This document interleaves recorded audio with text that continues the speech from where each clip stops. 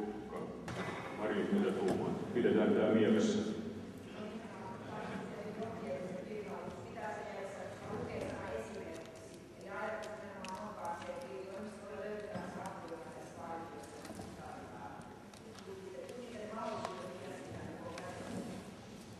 Hyvä, pidetään tämä mielessä joka tapauksessa tähän suuntaan aiotaan toimia.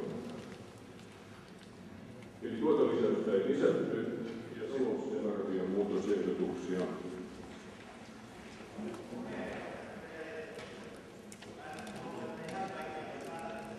Samaa mieltä Harri kanssa. Mistä me käsitellään nyt kannat? Siis vielä uudestaan Simon ehdotuksia ei ole kannatettu. Ei varmaan toista. No, okei. Simo sitten, kun kokous näin huomauttaa, niin mä ajattelin olla kauhean joustava tällä kertaa. Jos Simo menettää nyt nämä ehdotuksensa, saa ne pöytäkirjan liitteeseen. Okei, Simon ehdotuksia ei kannata.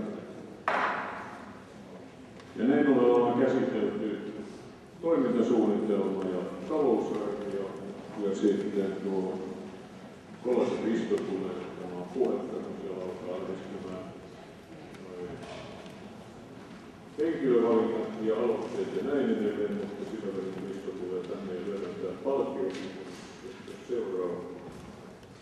Niin mulla oli yllätys, mutta siis ei yllätys ollut, kun kuulin siis tästä näin, niin se mulla on mielenkiintoista, että hän, mähän olen vaan kuullut, että hän ei enää asettu ehdokkaaksi, mutta en tiedä miksi hän on tämmöistä tehnyt, mutta tämähän on asia, mistä mä olen ollut huolissani jo vuositolkulla, kun meille tulee näitä tämmöisiä fiilistelijöitä, joille ei ole niin kuin, jotka ei tekee politiikkaa, jolle politiikan sisältö kanssa mitään tekemistä eikä kiinnostusta, vaan Matti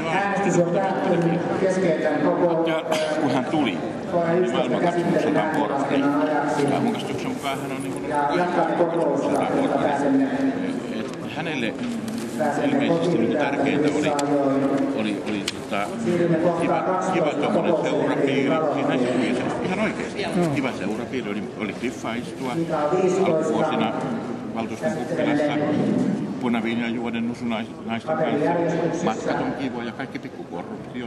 Hän turistoita hallituksen tulun jälkeen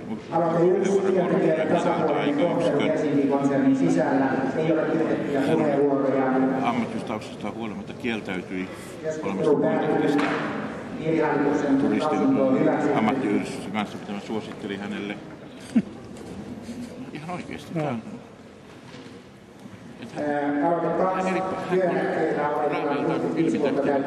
teki siis näyttävän ammattitaisen hyvän kampanjan, valittiin todella sovittamisesta otettavaa siitä.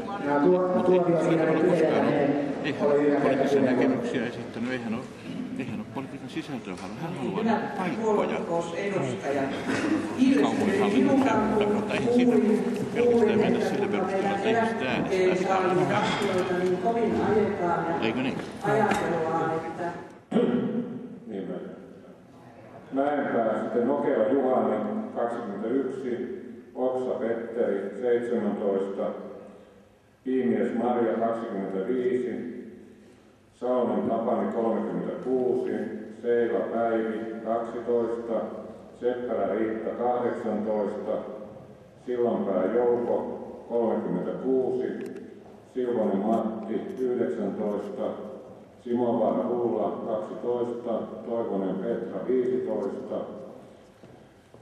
Viervaara Anita 24 ja Välimäki Heta 50.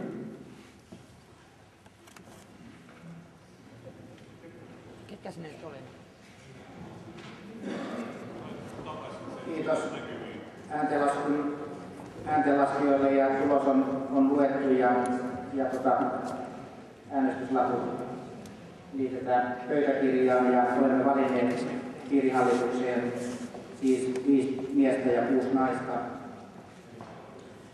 puheenjohtaja ja varapuheenjohtajan lisäksi, ja he ovat Tiina Hiltunen, Petri Iäs, Olavi Jautiainen, Anna-Maria Kantola, Sari Kokko, Jouko Malinen, Irma Marttila, Anna Mäenpää, Tapani Salonen, Jouko Sillanpää ja Heta Välimäki.